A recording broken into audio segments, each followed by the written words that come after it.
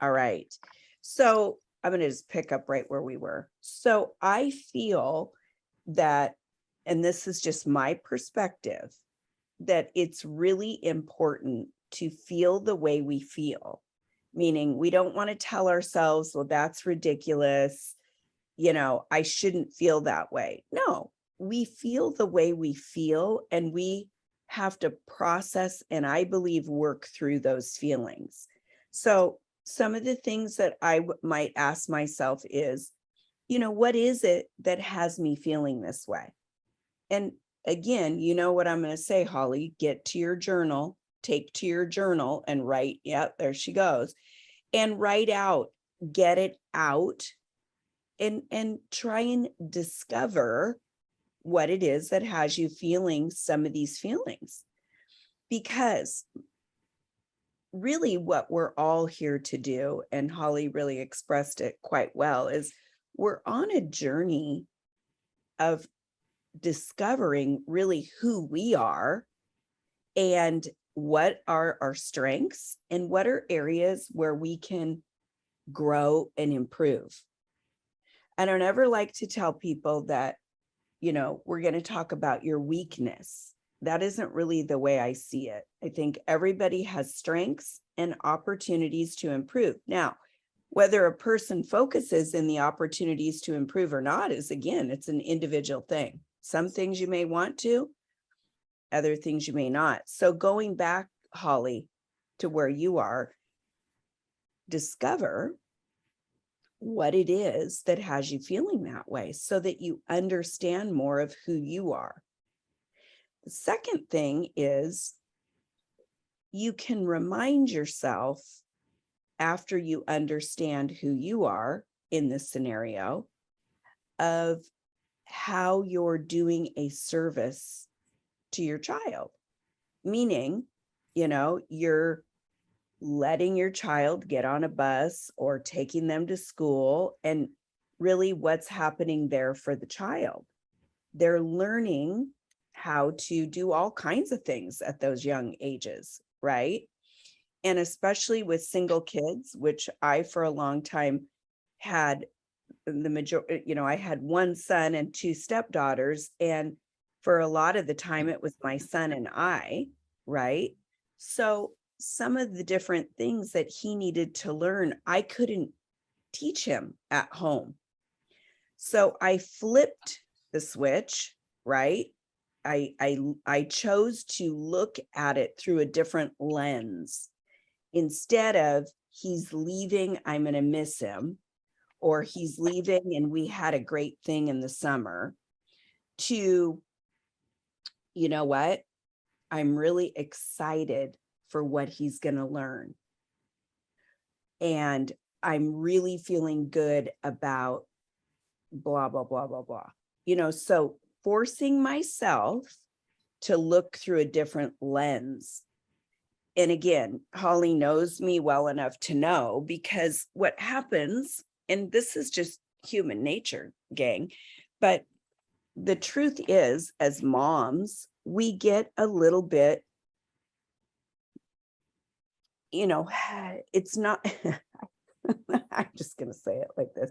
It's not so much about the kid. It's a little bit about us. Let's be honest, right? It's like, I'm missing the kid. I'm used to it being this way. I like the way it was this summer.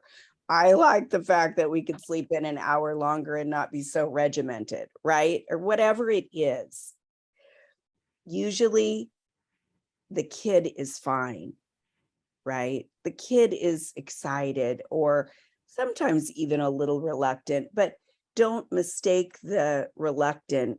I mean, it's almost like starting a new job, right?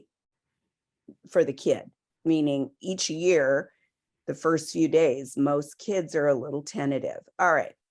So those are my two thoughts. So number one is write out how you feel and discover more of what it is within you. And it doesn't have to be bad, by the way, guys. Even if it is me wanting to just kind of have those moments with my child, I get to remind myself that I can do that on a weekend. I can do that from after school till 9 o'clock till he goes to bed or something of that nature. It's not like that's going away. It just is shifting. Okay, so that's the first thing, understanding what it is for me. Then the second thing that I would encourage is looking at it through a different lens. If the lens I'm looking for is all about me, and, you know, I can say this because I'm a mom, right? I've been there, and I've been there multiple years in a row. And also because I was a single mom for a lot of time. So I felt a little bit like we were a team, if that makes sense. All right. Who else has something to share on that for Holly or wants to make a comment? I've got 4 kids that are all grown now. And there were times when I only had one at home based on age and stuff like that. And I can remember just thinking about, I couldn't wait for them to get home from school. Whereas when they were there all the time, it was kind of like, oh my God, I would love to have some time by myself. So it made me, I think, love and appreciate them more when they weren't there all the time. I feel like a terrible mother saying that. But, you know, we all, you know, we're a lot of us on this call, I think everybody, we're business women too. And so we always have that pull of when we're working, we feel like we should be with our child. When we're with our child, we feel like, oh, I need to call so-and-so. So it always gave me kind of permission to really focus on other things that I wanted to focus on and needed to focus on as a human being, like, you know, fitness and getting the, you know, house where I wanted. Although I've seen pictures of Holly's house, could not be more gorgeous and put together. And then, you know, we would talk about what are we going to do today when you would get home from school. And of course, eventually what they had in mind to do when they got home from school had nothing to do with me. But, you know, when they're younger, it did. So kind of, you know, focusing on what are the things you can do that you couldn't do when your child was there all the time. And then looking forward to that time with them. Mm-hmm. Yeah. And you know what, Terry, when you were sharing, it just came to mind to me, you know, all of the different stages that my son, you know, when I look back, like when he went to camp, you know, like he was little and he went to soccer camp. And so he was away from me. I remember that being kind of awkward and hard because he was little and I, you know, whatever. And then I can even remember dropping him off to college and thinking about it from that standpoint, because, you know, now he's there and I'm at home. And again, I can recall what I did in those scenarios, which was for me. Okay. So guys, when I share this stuff, remember, this is just my own perspective. It's not like a clinical, I'm not a psychologist or a doctor. I'm only saying for me. So when I remembered dropping him off at college, I started feeling like teary-eyed and blue. And I remember thinking, your son does not need this. In other words, he needs to know that you're excited for him, that you are a grown woman who is not somebody that would want to hold him back on any level. You know, so again, shifting the paradigm, shifting from me to the child and what's most important for him. That helped me get out of my own self, if that makes sense. You know, who else? Anyone else got anything? Jen, you wrote you've got your kids going to, next month. I can relate so much to this, and I'm pretty sure we're going to have the same conversation in about 2 weeks, only I might be hysterically a mess. Yeah. Because my girls have been home with me for almost 6 years, with the exception of 2 hours of preschool a day. Mm-hmm. And I will admit totally that it's about me. I don't like being alone. They are kind of like gosh, they make me crazy and I don't have any time to myself, but they're like my little best friends. and they keep me busy and they give me excuses to do a million things an hour, and I'm going to be lost.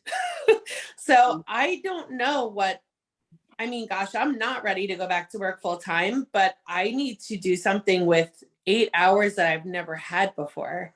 And I am terrified, truly, about, if I'm going to just stare at these walls for 8 hours for the first couple of weeks till I figure out what to do with myself. So I can relate.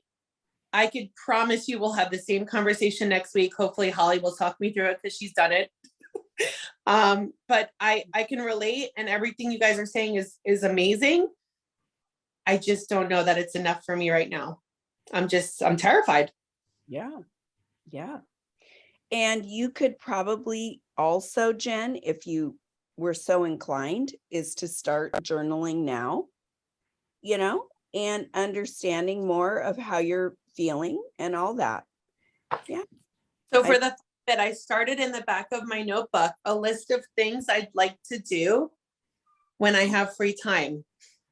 Yeah. It's a good start. It has a list of things like, if I am sitting here and I am staring at a wall, I should look at this list and pick one of these things to do. Following through is where I will struggle. I have to follow through with it. I have 10 things I can do in that 8 hours. I need to actually do them, Well, and here's another thought for everyone listening as well, because we do this to ourselves often. And again, I'm going to just say, as women, I'm sure men do it too, but I see it a lot in women that I coach. I want you to think about this. We say things like, I have to, I need to. I want you to start changing it to, I get to. I get to. So your kids are ready to go and step away from the mother or the household, or, they're ready to take their next step. So let's say when the kids take their next step, you get to do what? You get to. See, because if I have to do something, it's a much different feeling on the inside, isn't it? If I have to get up at 5 a.m., I don't really want to. I don't like that thought. But I get to get up at 5 a.m. because I create my own schedule. I get to get up whatever time I want, and I choose to get up at 5 a.m. because I love the morning sunrise. I like my morning cup of coffee. I get to. Do you see the difference, guys?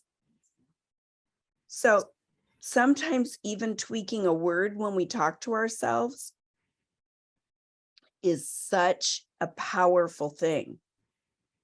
And then it will cause you to start thinking about other things that you get to do.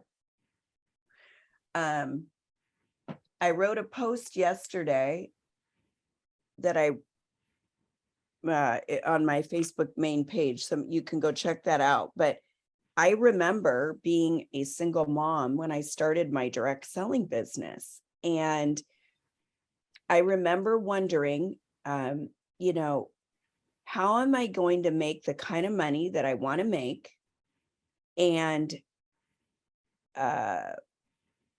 not work 8 to 10 hour days anymore? I mean, I worked 8 to 10 hour days, plus I commuted to Nordstrom in Seattle. And I loved what I did. Please hear me on that. I loved working there. And I was in a more of an upper management position, meaning I had worked my way up, right? And I remember thinking, I'm going to miss a lot of stuff with my son. And I started having sort of a, like a tentative heart or a sad heart in a sense. I wanted him to go to this one private school. I wanted to pick him up and take him to school like a car kid. I visualized my kitchen with him. By the way, before the kitchen was even done, I had a picture of how I wanted him, where I could make him snacks and he could work on his homework and I'd be on the other side. prepping the dinner or whatever. I had a visual. The interesting thing is, back in those days, I did not know about manifesting or that my thoughts become things. I didn't realize any of this stuff, but I did journal and I wrote out what I wanted my life to look like. And in doing so, it wasn't more than 2 weeks later that I got introduced to direct selling. I also had prayed. For me, I remember just saying to God, I want to be here with my son. And I asked for exactly what I wanted, and I did not have any guilt attached to it. I mean, I said, I want to make 6 figures. I want to work from home. I want to still work in the beauty industry. I want to help people. I want. Right? And I laid it right on out. That is exactly what came to me, not in the way I thought, because there were a lot of learnings and ups and downs, right? But now I look out the window, and this was yesterday. I'm sitting here at my brother's. The beach is beautiful. And they were like, hey, do you want to go here or there? And I thought, yeah, I do. And in those days, I didn't have that freedom. The freedom to me, 21 years later, is the number one reason why I followed the plan within my direct selling company or network marketing company. And I did exactly what somebody told me, because I didn't want to go back to work anymore. I wanted to leave that job, go part-time, which I did after about 6 or 7 months, and then leave it completely. That was up here. But I had to be willing to do all the other shit, pardon me, but that's the truth, all the other crap that scared the shit out of me in order to do it.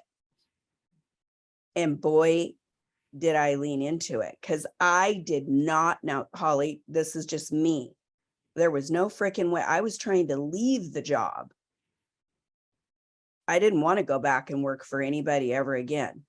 That was where I was. So that doesn't mean that is right for everyone on this call, or even those of you listening. This is individual, and it's individual for you. Like Jen said, I've got a list of 10 things that I want to do, or that she gets to do. So it's going to be a different list for each one of us, because it's based on what's important to you and what you value. And I have found 21 years later, I still value freedom as a number one. And freedom to me means I like to make lots of money, because then I have freedom to fly and come and go and build this life that I built, right? Freedom to create my own schedule, freedom to never miss a soccer game. I never missed one of my son's thousands of soccer games, right up to when he made pro. There were all these things that I got to do as a result of leaning into my direct selling business. And let me tell you, it was not easy.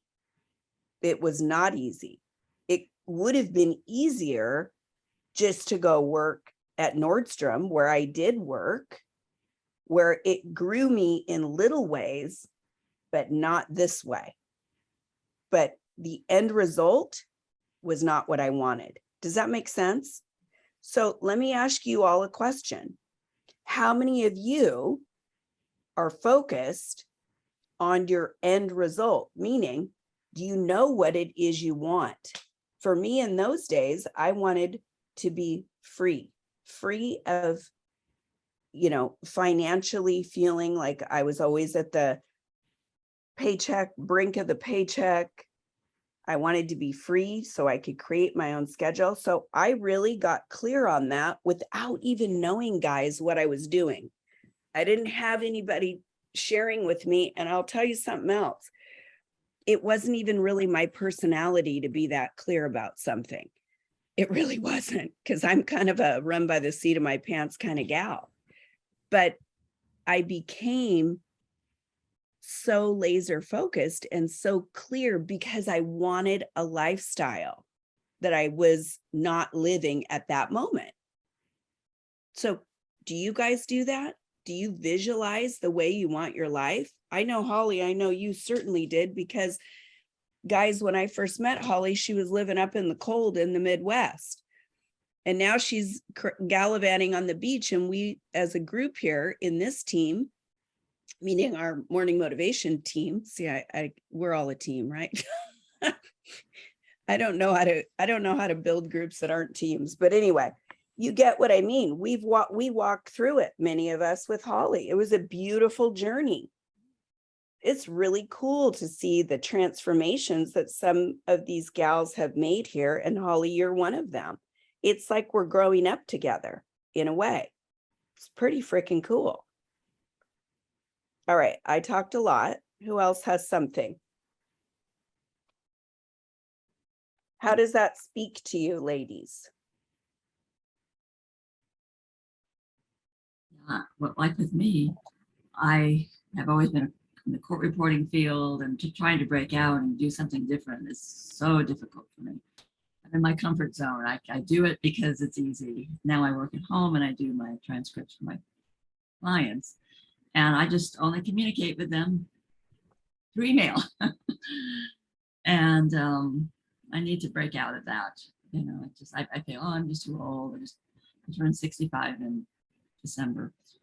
And I was like, I'm too old. I can't, it's so stupid for me to try to start something new. And I think, well, why not just go for it? Yeah. Yeah, I became a court reporter because I could just not have to say anything, sit in the corner and just write everything everybody said and not be my own person. So yeah, Right. that's where I'm at. So Nancy, you just decided to kind of like, what do I have to lose, and decided to go with it, right? Yes. I decided I'm going to join Tupperware and just say, go for it. I love to cook. I love it. Yeah. I moved to a new area and I don't know anybody, but it's like, okay, I'm gonna do this. Yeah. I don't Yeah. have a choice, I have to make money. I have to support myself. I'm divorced and kids are all grown and out of the house long ago. And so on a scale of 1 to 10, how much did you want to do it? Oh, a 10. A 10. Okay. Oh So yeah, because I just sit there. I can work 18, 20 hours a day sitting there mindlessly listening to these transcripts and just editing and like. So you wanted to do it, and what made you want to do it? My life is just empty. Okay, so you're doing it for some relationships so that you can interact with people. Yes. And you probably got on morning motivation for some of that same stuff. Oh yeah, where I live, I'm probably a mile to my nearest neighbor. I mean, I am very rural. Yeah. And I have to drive 10 miles to go to the store, and I just don't get out and meet people. Yeah. So Nancy, like many other people, guys,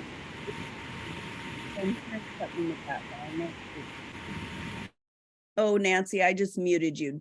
If you want to share, you come back in, but it got a little fuzzy. All right.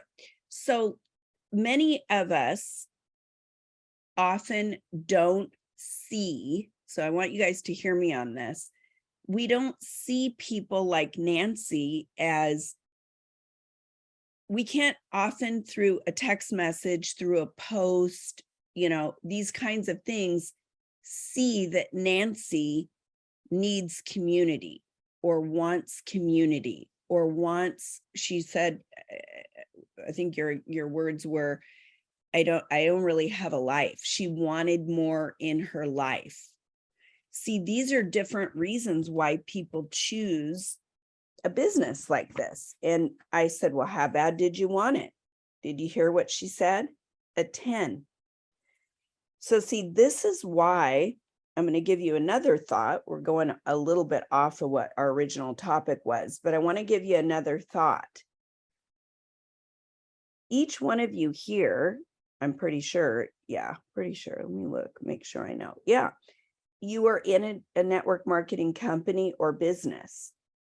And many of you are maybe tentative about offering your business opportunity to people.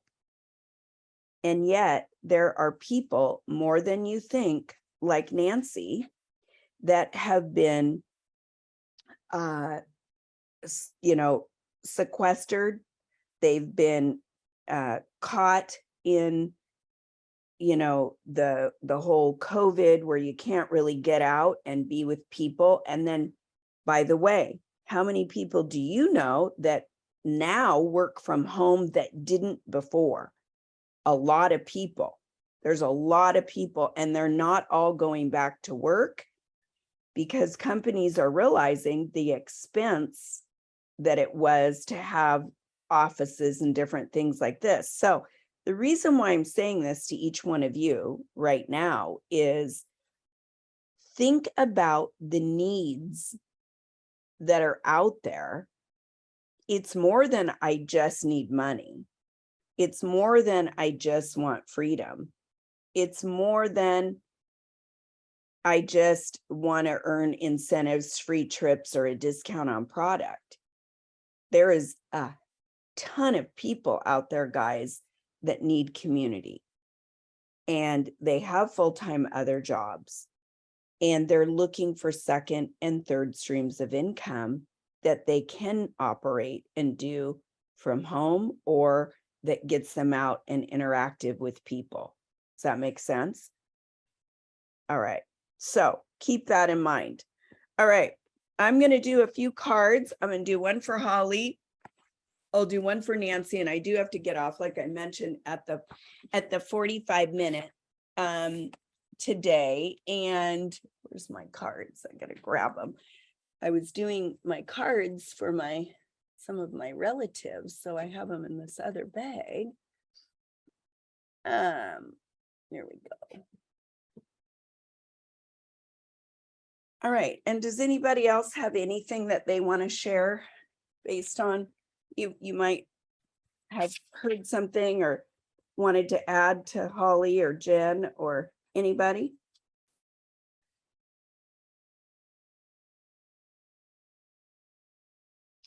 I can just say to Nancy that as an older person that when we're learning something new, Oops, Terry's. I mean, it's all about keeping your brain really sharp the older you get. And so when you're learning something totally new, it does that. So that's another, added benefit besides the money and getting out. Yeah, keeps you in the learning phase. Yeah. And by the way, even when you're in your mid years or younger years, hey, we don't use it, we lose it. Exactly. Right? It doesn't matter even age, because if we're not exercising that part of ourselves, right? If you're not uncomfortable in some area of your life, you're probably not growing. And that's not a criticism. It's just the fact, right? So one of the things, write this down. This is a good note to take. And this was something that always helped me, dealing with discomfort. Ready? Find comfort in the discomfort. Some of you are probably going, why would she want me to write that down? Well, because you're going to be uncomfortable from time to time if you do anything outside of your what? Who knows the answer? Holly? Outside your comfort zone. Right. And that's why they call it our comfort zone, right? Because we've gotten into that mode and we're used to it. Typically, growth occurs when we need to learn something. It often occurs when we choose to learn something. And many times there are life circumstances that happen that no matter what will take us out of our comfort zone. And I kind of believe that's the divine, intervention, if you will, because I think we're all made to be learning and growing. So sometimes we can be so comfortable in a place for so long that when we get stirred up or when something happens, it's hard to navigate because we haven't been there before. So one of the things that I've often told myself is find comfort in the discomfort. How do you guys think I might do that? How would you find comfort in something uncomfortable or that doesn't feel very good? Terry. Maybe asking yourself, what am I learning from this? What am I supposed to learn? Where's the lesson in this? Okay, where's the lesson? Rachel. Just looking for the one good thing that's in there. So, like what she said, what you're learning, or what could, the little good thing that can get bigger as you look at it. Like you Okay. were saying the other day, the sunlight and all the gray clouds, so. Yeah. So choosing, both of you gals said it beautifully. Choosing to look for what is good, choosing to look for what is happening, choosing to recognize maybe also that I've been super comfortable and this is something that's going to level me up. Right? So it's a different way of looking at it. You guys literally are sharing a paradigm shift, right? Some of you, I know somebody that I've worked with for a number of years.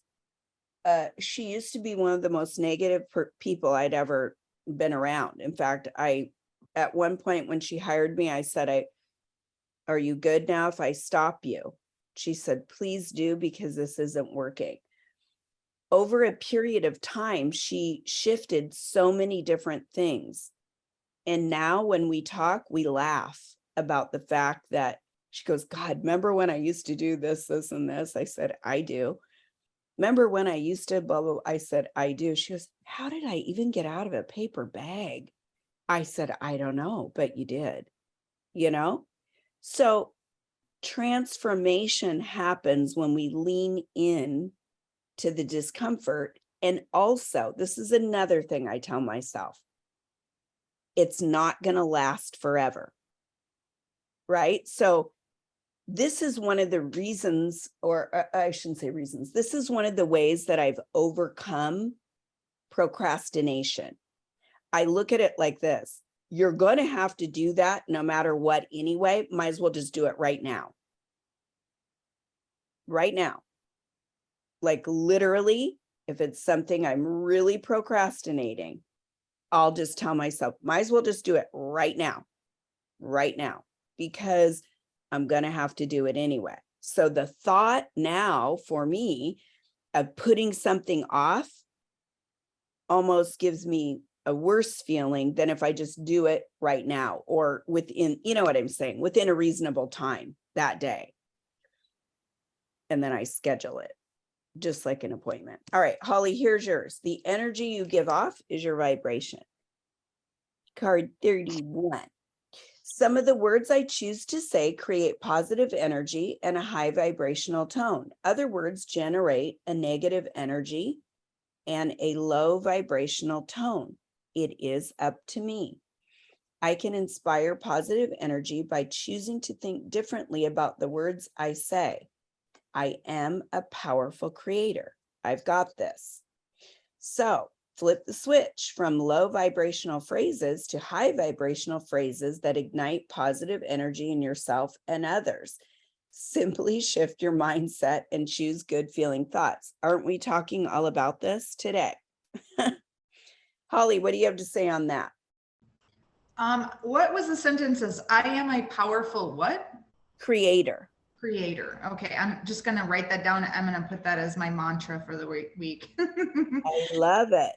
I like this card because I have been getting, and I'm trying to get out today in I don't know what I'm doing. What am I applying for? And each time I'm like, I could do this, or I could do this, and I keep getting myself back into that negative frame of mind. So I just need to push all of the junk out so I can have room for those positive thoughts so I can get the positive job. So Holly knows I'm going to help her. And you know what? I meant to say something on this, Holly, and I apologize. I want you to write on in your journal or in your notebook. I want you to write, what do I want? What do I want? Because that is going to help her determine the kinds of jobs she wants to apply for. What do you really want? So when you can really answer, like, maybe pay is most important to you, maybe time freedom, maybe there's a job that allows you flexibility, maybe it's, community within the structure of the company. Maybe it's something that allows you to be a little more part-time than full-time. Determine what is most important to you, and that will help you narrow down where you look at what you're doing. I actually had the sentence, I want, and then I went into it. I had a whole sentence written out even before this call. And then it was like a sentence and a half. And then then I went into negativity. So I was like, whoop, whoop, whoop. But look what you did. Yeah. You knew it. I do know. I just. But a couple years ago, would you have known?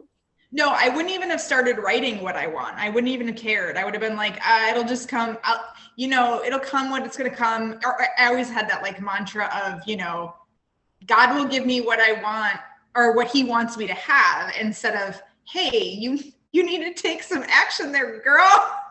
Right. Okay. But look at where Holly has come. And I do have to say, guys, so many of you on this call have come so far in your own unique design. Each one of you has different gifts and talents.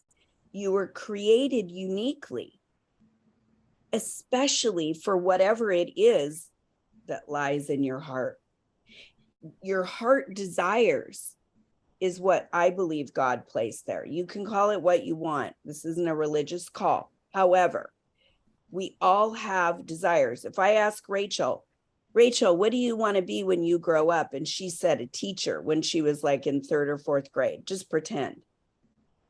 And maybe I said a doctor. Just pretend. See, both of those positions help people, don't they? And that might have been our environment. It might have been what someone told us. We might have seen somebody. You get where I'm going? Your own unique design, whatever you want in your heart, that I believe, if it's of light, if it's of love, if it is good, that is from God. Don't mistake that. People always go well, if God wants me to, no, God wants you to follow what is in your heart because he designed you that way. He put it there for you. You don't have to worry about being in his will as long as it's in love.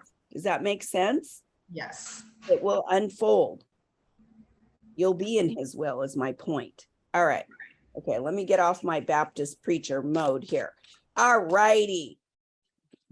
Hannah, by the way, you look very pretty with your bun and burgundy lipstick.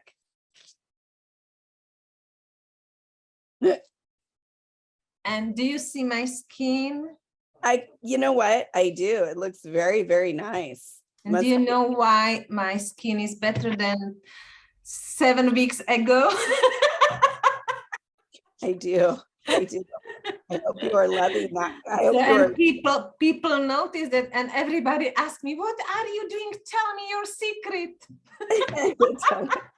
So you have no choice. Yes. So everyone, Hannah joins us from the Czech Republic, and I love her enthusiasm and energy. She's been in network marketing for almost 25 years, right? Yeah, more than 20, yeah. Mm-hmm. So isn't that cool? All right, here we go. Who was I just giving the card to? It was Nancy, and then I got to bug her off here. All right, the big picture is always perfect. This is a great way to end our call.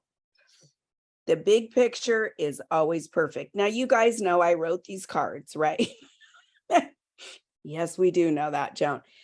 This statement has helped me so much in life, because I, like you, will get something, you know, that I'm working with or dealing with in my life. And sometimes I'll have, in my humanness, will have tendency to go, well, I wish I would. Now watch what I'm saying, because you guys will know this is how I auto-correct very quickly.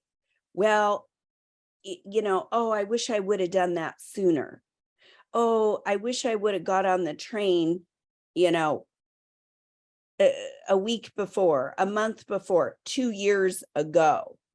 We do this. And then I remember, Joan, you're right on time. The big picture, it's always perfect. That helps me. I may need more patience in my life. Holly, you and I, those Leo ladies, we've never needed patience, have we? Oh God, no, right? I may need more faith, but I know that I'm right on time. Everything is happening in God's perfect timing. God is in control. Flip the switch from seeing difficulties to seeing the big picture of God's timing in my life. Everything is happening in perfect order. Breathe, let go, and feel good. Breathe, let go, and feel good. And you know what? I am literally, it's an appointment with myself, but I feel very led right now to adjust that appointment because I want to end with some breathing. So Nancy, I hope that you enjoyed your first time here at Morning Motivation, and we hope that you'll come back again and again. I will. I loved it. Good.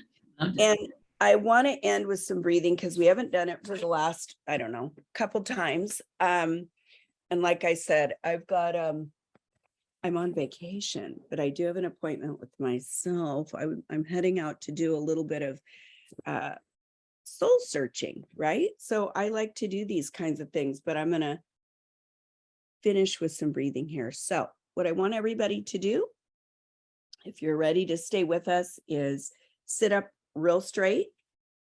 And I want you to I want you to put your hands, if you can, on your knees, top of your kneecaps, and I want you to stretch the low back.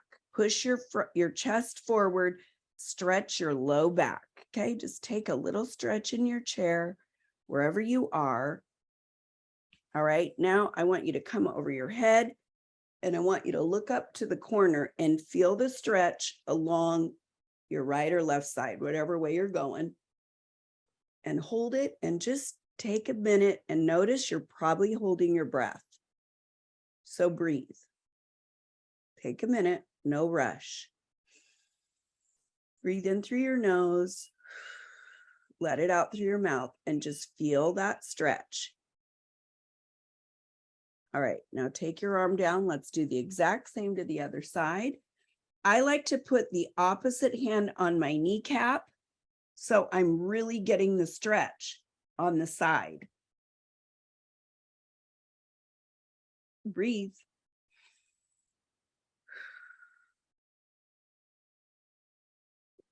All right, I want you to come back to center, and I want you to tilt your head. Just stretch. And if you can, lightly take the opposite hand and just pull down a little bit so you can feel that same stretch right here. Pull down on your head just a little. And now let's go to the other side. Ooh, I have a little cracking. All right. I want you to sit up straight, and we're going to begin breathing. And for those of you that are newer to the breathing, what I like to help people do is we begin filling the lungs. So we start at the low belly, and we begin filling our lungs, drawing in the breath slowly, getting it anywhere from a count to 6 to 8. We hold it at the top, and then we're going to let out a couple breaths, forcefully out with our mouth. So I want you just to breathe in, fill the lungs, hold it at the top, and then empty the lungs completely. All right. As you do that, let's do one more on your own there. Hold it at the top and then let it out.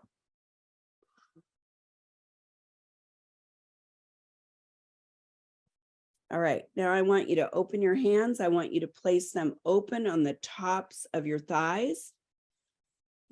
And I want you to begin, and you're just going to listen to my voice as I guide you through this. Still taking the 6 to 8 counts, breathing in. We're going to let it out slowly. And this time we're going to bring our lips together and we're just going to breathe through our nose. So as you continue to breathe in, I want you to think for a moment about some of those things that just aren't serving you. It could be a way of thinking, could be something that you're doing, could be anything that's going on that's causing you to feel discomfort, stress, anxiousness.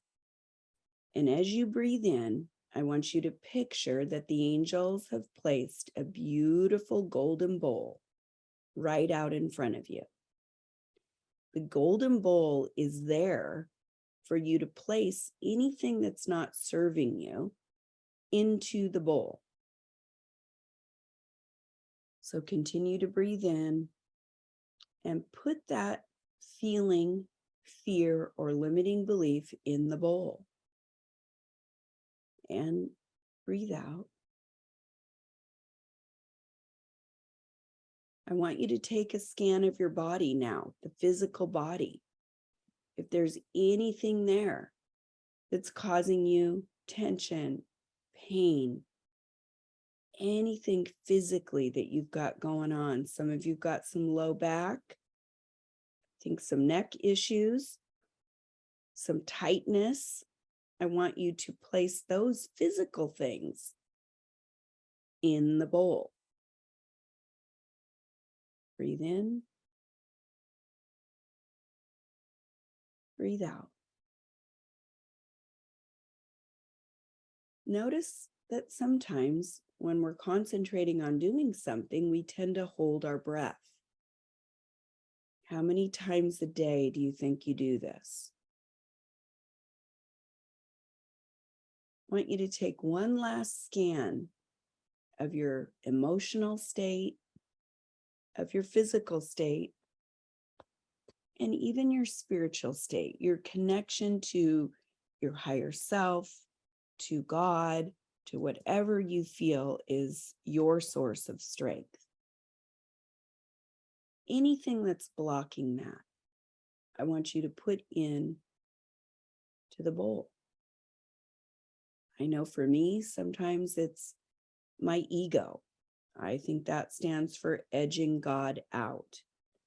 And sometimes I become very self-reliant. I can do it myself. I do it. And I find I work harder, not smarter. I'm working on that. Breathe in and breathe out. All right. Now I want you to visualize yourself stepping in to a beautiful golden waterfall. Picture yourself stepping up into this waterfall. It's a beautiful waterfall of golden light. And the golden light is going to start pouring down through your crown, which is through your head. And we're going to illuminate and ignite our inner light. So as you breathe in, I want you to visualize that light pouring down through your consciousness. It's helping you become more aware of your thoughts and your thinking, coming down through your neck, Maybe it's touching any part of physical ailment that you're feeling. Send a little more light to that area. As you continue to breathe in, we're filling up our entire bodies. So it's pouring down through all of your chakras, down through your arms, your elbows, all your fingers, coming down through your heart, opening your heart to receive, opening your heart to feel more love, opening your heart to have more empathy and care for those around you, and most importantly, for yourself. Continue to breathe that light down. I want you to visualize yourself pushing it down through your entire body. Light splits at the legs and continues to go down through the thighs, through the knees, through the shins, through all of your toes. And I want you to visualize that grounding you. So you're grounding to the earth. And this is helping you become more stable, more secure, more connected. I want you to breathe in another breath, pour a little more light down. Right now, each one of you is illuminated. You're shining bright. You're a magnet for attraction, a magnet for love, a magnet to draw people to you. Continue to breathe in and breathe out. And now I want you to grab one thing that you'd like to focus on. Could be one thing for the day. It could be an end result that you're wanting for your life. It could be a visualization of a vacation you're going to take. What is that one thing that you really want to focus on? I want you to breathe in and breathe out. And breathe in and breathe out. And as you come back to begin your day or end your day, depending on where you are, I want you to reach both hands above and stretch for the sky. I want you to look up, wiggle your fingers like this. Let's get some blood going there. And I want you to bring them down right in front of you in a prayer position like this. Hold at your breastbone here. And I want you to give yourself gratitude for all that you've accomplished in this hour, for being here, for being present, for contributing, for listening, but most of all, for the desire to grow in who you are. Give yourselves a bow. I want you to come up and I want you to give yourselves a love. We always get a little love here on the call. All right, guys, thank you so much. I want you to remember you can pause and you can do this breathing wherever you are. And I want to share one last thing. This is something that I teach my grandkids. They're just littles, not the little baby one, but you know, the littles, and they love it. They get so excited. They say, am I glowing? I say, yes, you are. So have fun with it. Love yourselves. Be good to you. I know there's a lot going on out there for all of you, but know that you can come here, you can get filled up, and this community, this team here is going to always support you wherever you're at. I want to thank each of you for sharing and being willing to be vulnerable right here. Thank you. Wonderful call. Bye, guys. Joan, Hey, have a great day. Bye-bye. so Bye. special. Thank you. Thank you.